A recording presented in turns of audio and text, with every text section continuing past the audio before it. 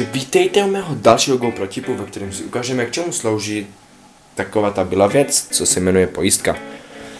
Takže ona slouží k tomu, abyste pojistili respektive zajistili vaši kameru, aby vám jakoby se netřepala v takovém stojánku, v něčem takovém. Takže jak to použít? Takže tady to kulaté je k tomu, abyste to dali na ten šroub.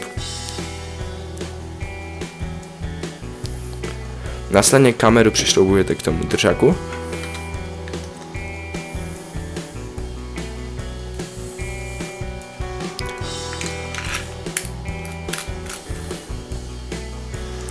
A zacvaknete do toho z toho držáku nalepovacího, který dejme tomu dostane na přilbu, nebo ho máte na přilbě.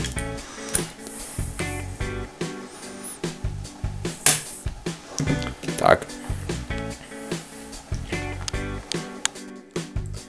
Následně tady máte takovou drážku, kterou líp uvidíme, když sklepím kameru, do které přímo pasuje tohle bílé, tak to vemete a zarazíte do tohle z toho uvnitř.